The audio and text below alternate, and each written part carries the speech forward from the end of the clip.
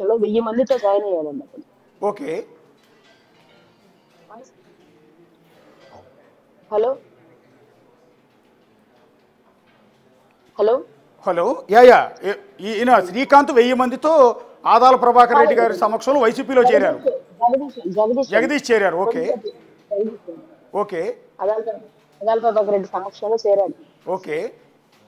చేరిన అతన్ని ఎలక్షన్స్ ముందు తర్వాత ఏదైతే ఉన్నాడో రిటర్న్ రావాలన్న ప్రాసెస్ లో నాకు శ్రీకాంత్ హెల్ప్ చేయాలని ఒక నాయకుడు జైలు దగ్గరికి వెళ్ళి ములాఖాత్ పెట్టి అడిగిన వెంటనే శ్రీకాంత్ పంపించాడు. ఓకే. నేను చెప్తున్నానండి, నేను నేను బల్ల గుద్ది చెప్తున్నాను అందరికి, ఛానల్స్ వాళ్ళకి, పత్రికల వాళ్ళందరూ చెప్తున్నాను. శ్రీకాంత్ దుర్మార్గుడు కాదండి. ఓకే. శ్రీకాంత్ కి రాజకీయాలంటే చాలా ఇంట్రెస్ట్, చాలా అభిమానం ఉందండి ఆయనకి ఒక నాయకుడి మీద. ఆ నాయకుడు ఏ పార్టీలో ఉన్నా గొడ్డు కష్టం చేసేటువంటి వ్యక్తిత్వం ఉందండి. ఓకే. నేను అడుగుతున్నానండి హోంమంత్రి గారిని, హోంమంత్రి గారు మీ ఛాంబర్ కి ఒక పెద్ద నాయకుడు వచ్చి ఓకే ఆయన నాకు హెల్ప్ చేశాడు, ఎలక్షన్ చేయడానికి హెల్ప్ చేశాడు, ఆయన బయటకు తేయడానికి మీరు హెల్ప్ చేయండి అని ఒక ఫైల్ మీకు ఇచ్చారండి. అది నిజం కాదా అని అడుగుతున్నానండి నేను. అవన్నీ మీరు ఎందుకు వాస్తవాలు దాచిపెడుతున్నారండి? ఈ రోజు సమస్య వచ్చిందని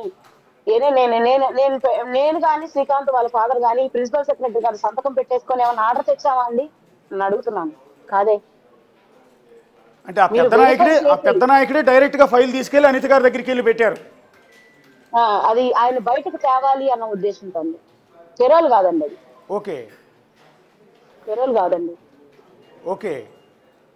మరి ఎందుకంటే అంతగా ప్రేమించే వ్యక్తి, అంతగా అభిమానించే నాయకుడు శ్రీకాంత్, ఆయన అంటే ఇష్టం, ఆయనకి శ్రీకాంత్ అంటే ఇష్టం, అలాంటి వ్యక్తి ఎందుకు ఇప్పుడు పట్టించుకోవట్లేదు? ఏదైనా మార్చేది చెప్పుడు మాటలేనండి.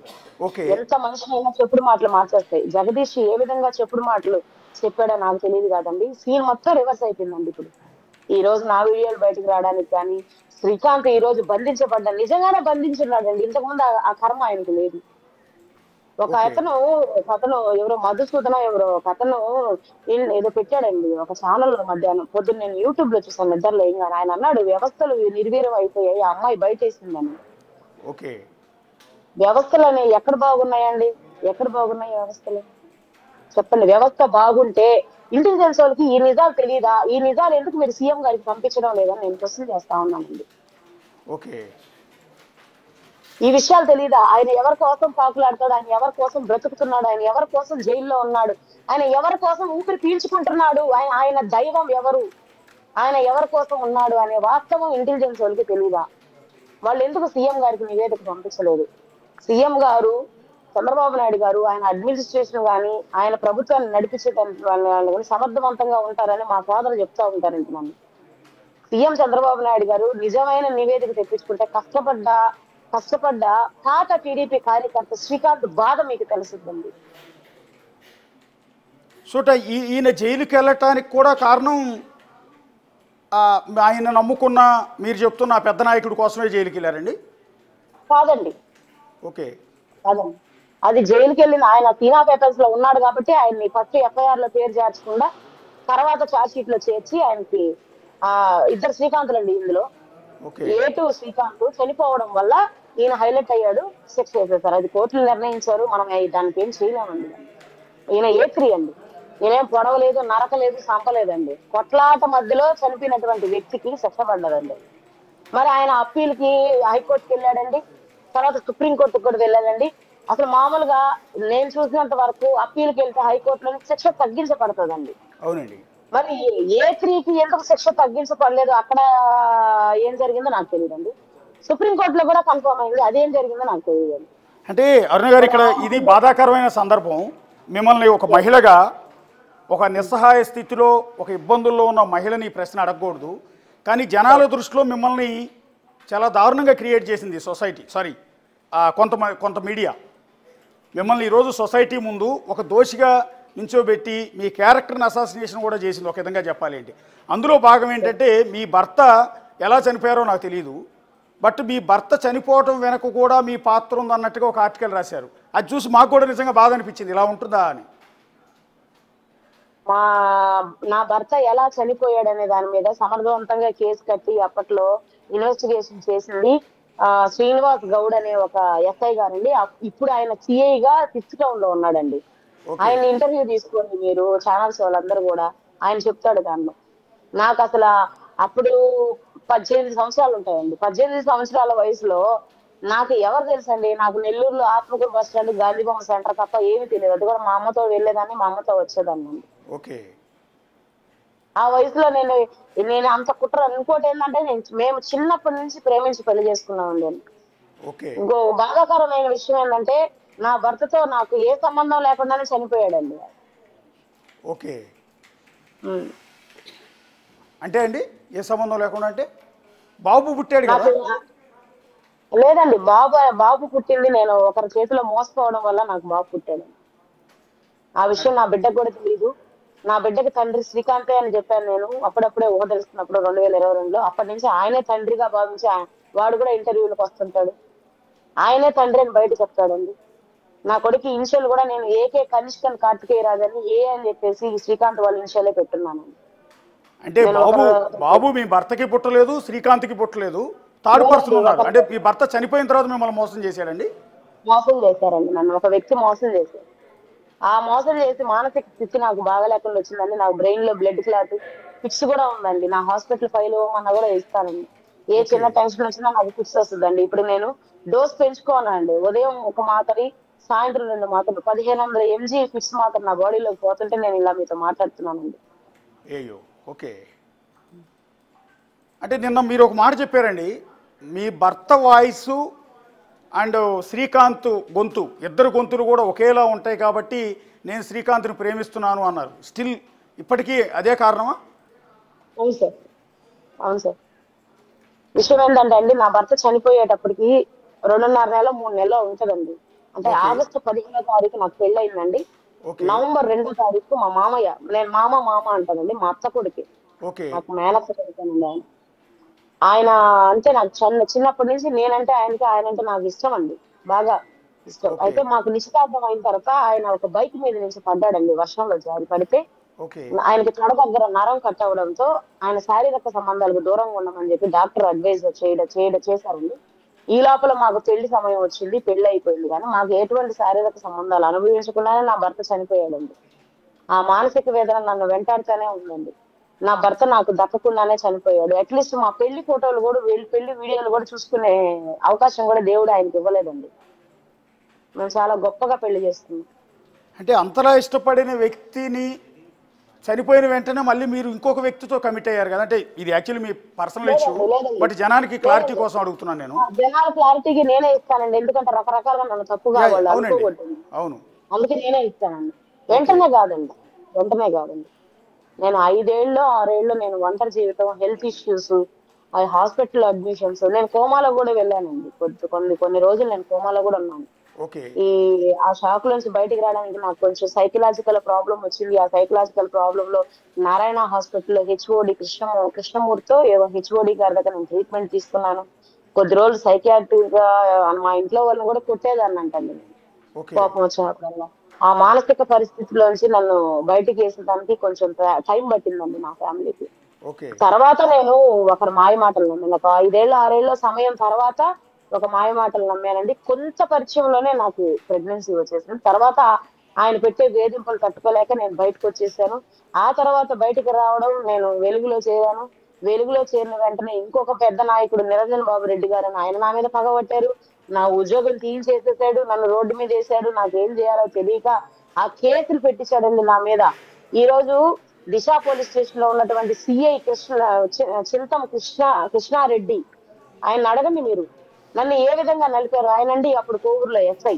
నన్ను నలిపారండి, బండి పెట్టి ప్రచారం చేశారండి, పట్టించండి ఆ అమ్మాయిని, ఎక్కడుందో పట్టించండి, నన్ను అరెస్ట్ చేయాలి, జైలుకి పెట్టాలని. అంత బాధలు ఎదుర్కొన్నానండి. దాని వెనకాల ఉన్న కారణం ఏంటో తెలుసా అండి? వైఎస్ఆర్సీపీలో వార్డు మెంబర్ గా గెలిచినటువంటి నా తల్లి పోలంరెడ్డి శ్రీనివాసరెడ్డి సమక్షంలో వెళ్లి కండవా వేయించుకోవడం అండి. ఆ కారణంగానే నన్ను నలిపారండి. అబ్బో ఆ నలపడం నాకుండే ఆరోగ్య పరిస్థితికి ఇంకా నేను చచ్చిపోతానేమోనని, నాకు వద్దండి ఉద్యోగం అని నేను అప్పట్లో ఉన్నటువంటి అధికారులను బతిలాడుకొని ఆ ఉద్యోగం వదిలేసేసి నన్ను ఏ వైఎస్ఆర్సీపీ పార్టీ ఇబ్బంది పెట్టిందో ఆ పార్టీ నాయకుడిని నేను ఛాలెంజ్ చేసి ఇక్కడ రాజకీయాల్లో నిలబడి కట్టుకున్నానండి. ఈ రోజు వైఎస్ఆర్సీపీ పార్టీకి ఎవరైతే నన్ను ఇబ్బంది పెట్టినటువంటి వ్యక్తి ఎవరైతే ఉన్నారో అతను పెద్ద చీటింగ్ వ్యక్తి అని అదే ప్రసన్న కుమార్ రెడ్డి గారు నిజం తెలుసుకొని వాళ్ళు పక్కన నెట్టేశారండి. అది నిజమా కాదా మీరు వెరిఫై చేయండి. అంటే ఇక్కడ నాకు ఏ శక్తి నాకు హెల్ప్ చేయలేదండి, ఒక్క దైవ శక్తి తప్ప. నేను కాళీ అమ్మను కొలుస్తానండి, కాళీమాత ఉపాసన చేస్తాను. నేను ప్రతిరోజు చేస్తున్నటువంటి నా మంత్రబలము, నా ఉపాసన నాకు దిక్కైందండి. ఇంతగా ఇప్పుడు నేను దిగినటువంటి ఎమ్మెల్యేల ఫోటోలు అయి ఉండొచ్చు, మీడియా వల్ల నాకు ఎంత హైప్ తీసుకొచ్చింది అవ్వచ్చు, నిరంజన్ బాబు నన్ను ఇబ్బంది పెడితే నేను ఎదుర్కొని ఉండవచ్చు, శ్రీకాంత్ ని జైల్లో నేను రాఖీ పండగప్పుడు నేను మీద ఫోటోలు కూడా ఇంతకు ముందే అందించాను, మీకు మీ రిపోర్టర్లు అందించుంటారు. జైల్లో నేను రాఖీ ప్రిజనర్స్ అందరికి కట్టే ఫోటోలు ఉన్నాయి. అది నిజమో అబద్ధం అక్కడే నేను శ్రీకాంత్ చూశాను. చూసినప్పటి నుంచి ఆయన్ని ప్రేమించి పెళ్లి చేసుకోవాలని ఇప్పుడు నేను చేస్తున్నటువంటి ప్రేమ పోరాటానికి కూడా నేను నమ్మిన నా దైవ బలమే నాకు తోడుంది, కానీ ఏ మానవ శక్తో లేకపోతే ఏ దుష్ట శక్తో నాకు తోడులేదండి. నేను అది మాత్రం గట్టిగా నమ్ముతున్నాను. ఇక మీదట కూడా నా ప్రాణాలు నేను నమ్ముకున్న దైవం కాపాడుతుందో లేదు. ఇట్లా నేను వ్యక్తిలో ఈ లైవ్ ఇచ్చిన తర్వాత ఇంతతో నా ప్రాణాలు పోవాలని ఆ దైవంలో రాసి పెట్టందో తెలియదండి నాకు. సిన్సియర్ గా ఇప్పటికీ శ్రీకాంత్ అదే విధంగా ప్రేమిస్తూ ఉన్నారండి, అదే రకమైన ఎఫెక్షన్ ఆయన మీద. శ్రీకాంత్ మీద ఇప్పుడు ఇలా నన్ను సమాజం నలిపే కొద్దీ నాకు శ్రీకాంత్ మీద ఉన్న ప్రేమ ఎక్కువ అయిపోతుందండి. ఆయన్ని నేను దక్కించుకుంటాను, ఆయనతో నేను జీవితం కొనసాగిస్తానన్న నమ్మకం నాకు ఎక్కువ ఉందండి. వీళ్ళు నన్ను చంపైపోతే తప్ప నేను పోరాటం చేసైనా సరే శ్రీకాంత్ తెచ్చుకోండి. సీఎం గారు కాళ్ళు పట్టుకుంటానండి పోయి, నన్ను ఇట్లా అయ్యా నేను మీరు సమావేశం పెట్టేంత వరకు వెయిట్ చేద్దామని నేను ఉన్నానండి, మీకు ఇంత మేలు చేశాడు ఆయన, ఇంటెలిజెన్స్ రిపోర్ట్ తెప్పించుకోండి, ఆయన ఎవరి కోసం కష్టపడ్డాడు గొడ్డులాగా, ఆయనకి మెర్సీ పెట్టండి అని వాళ్ళ తల్లిదండ్రులను తీసుకెళ్ళి సీఎం కాళ్ళ మీద పడతానండి, నా లైఫ్ ని నిలబెట్టండి సీఎం గారు అని ఆయన కాళ్ళ మీద పడతామండి, వాళ్ళ అమ్మగారు, నేను, వాళ్ళ నాన్నగారు. అంటే ఎందుకంటే అంత ప్రేమ అంటే నాకు సహజంగా వచ్చే డౌట్ అండి, మీ ఫ్యామిలీ మెంబర్ని అయి ఉంటే నేను మొదట మిమ్మల్ని అడిగే ప్రశ్న ఏంటంటే, అతను ఒక రౌడీ షీటర్, అతని మీద చాలా కేసులు ఉన్నాయి, అతని జీవితం ఏం సక్రమంగా లేదు, పైగా మర్డర్ కేసులో జీవిత ఖైదు పడింది, ఇక మూడోది అతనికి అన్ని వ్యసనాలు ఉన్నాయి, హెల్త్ కూడా సరిగా బాగాలేదు, ఫైనాన్షియల్గా కూడా పెద్దగా స్ట్రాంగ్ ఏం కాదు. ఇలాంటి వ్యక్తి ఎప్పటి నుంచి జైలు నుంచి బయటకు వస్తాడో తెలియదు. అతన్ని అంతగా ప్రేమించి అతను పెళ్లి చేసుకుని ఏం సుఖపడతారు మీరు? ఆల్రెడీ ఒక భర్త చనిపోయారు, ఇంకొకరి చేతిలో మోసపోయారు, మీ జీవితంలోకి ఎంటర్ అయిన మూడో వ్యక్తి అతనితో ఏం సుఖపడదామని ఇంకా అతనితో పెళ్లి చేసుకోవాలనుకుంటున్నారు, అతన్ని ఇంకా ప్రేమిస్తున్నారు.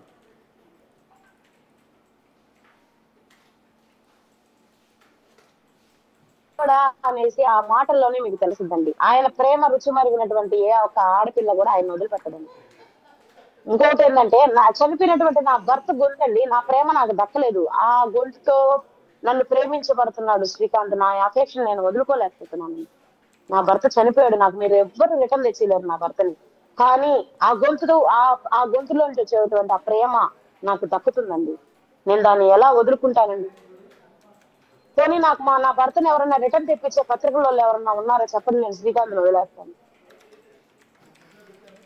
నేను ఇక్కడ శ్రీకాంత్ రూపాన్ని, శ్రీకాంత్ రౌడీజాన్ని, శ్రీకాంత్ రాజకీయాన్ని నేను ఇక్కడ ప్రేమించడం లేదండి, ఒక్క గొంతుని ప్రేమిస్తున్నాను, అది నా భర్త గొంతు అండి.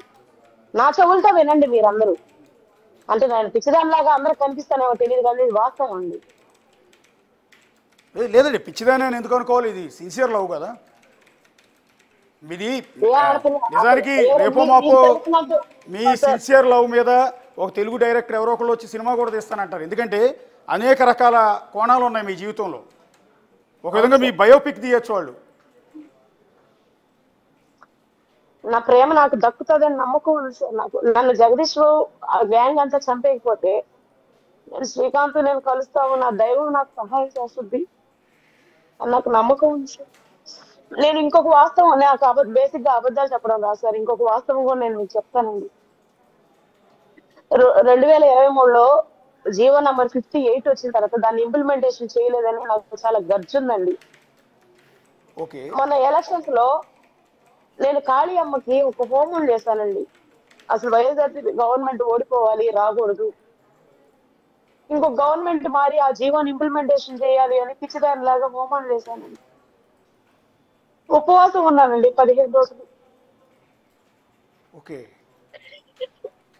ఈ కూటమి ప్రభుత్వం వచ్చాక ఖచ్చితంగా జీవో ఇస్తుందని నేను ఎక్స్పెక్ట్ చేశానండి. కానీ వాళ్ళు కొంతమంది అధికారులు ప్రభుత్వానికి చెడ్డ పేరు తెచ్చే విధంగా జీవో తీసుకొచ్చి నన్ను నలిపేశారండి. నేను దాన్ని మీలాంటి ఒక పెద్ద మనిషి దగ్గరికి పోయి, అయ్యా నా జీవితాన్ని నిలబెట్టండి, ఆ జీవో ఎట చేయాలో నాకు సలహా ఇవ్వండి అంటే ఆ పెద్ద మనిషి స్పందించి ఒక కూతురులాగా నన్ను భావించి దాని మీద పిల్ వేశారండి హైకోర్టులో. ఓకే. ఆ జీవో నంబరు ప్రిజనర్స్ అందరికి హాని చేసే విధంగా ఉంది, అది మేలు చేసే విధంగా లేదు అని దాని మీద పిల్ వేశారండి. ఓకే. ఆ పిల్ గెలిస్తే జీవో నంబరు ఆ 71 రద్దు అయిపోతే శ్రీకాంత్ బయటకు వస్తాడని నా నమ్మకమే నన్ను ఇప్పటిదాకా బతికిస్తుందండి, ఒక మాటలో చెప్పాలంటే. నన్ను దాడి చేసి కిలాడి చేసి మీకేమవుతుందో నాకు తెలియదు, కానీ నా ప్రేమను బతికించాలన్న ఒక మంచి ఉద్దేశం అనేది ఎవరికీ లేదండి, ఎవరికీ లేదు.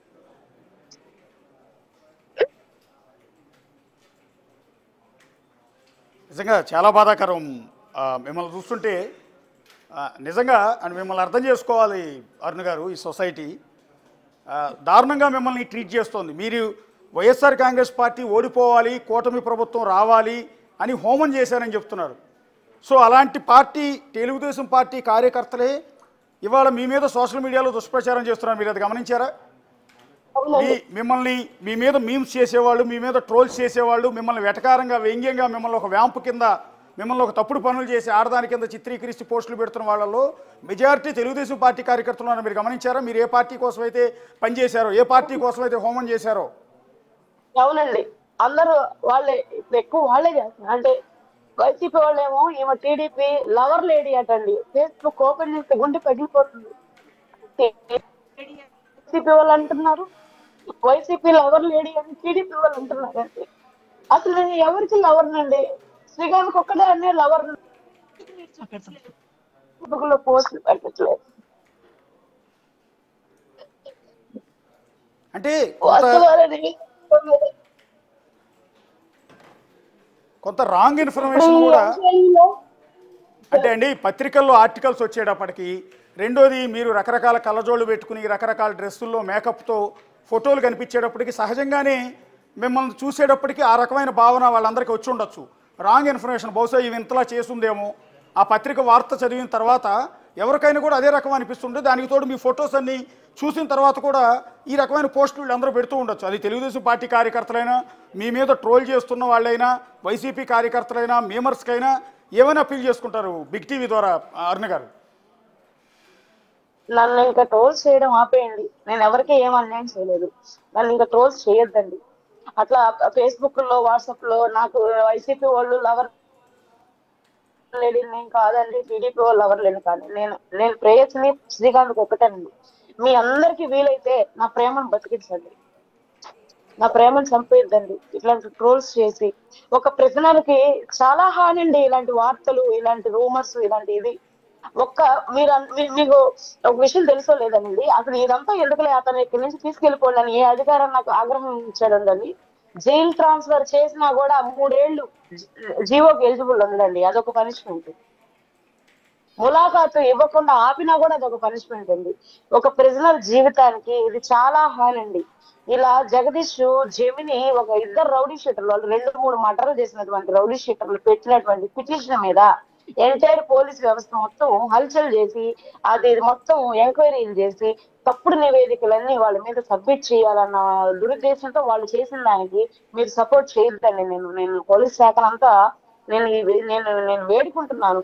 నేను అఫీషియల్ గానే ఎలక్షన్ అఫిడవిట్ లో నేను సబ్మిట్ చేశాను. ఆ 2 కేసులు తప్ప నా మీద ఏమి లేవు. ఒకటి నా స్నేహితురాలు, ఒకటి నా పై ఆఫీసులు పెట్టారు, అది కూడా రాజకీయ ఒత్తిడితోనే పెట్టారు వాళ్ళు. అవి తప్ప నా మీద లేదు. నేను క్రిమినల్ కాదు, డాన్ కాదు, ఏం కాదు, నాకు ఇల్లీగల్ బిజినెస్ లేదు.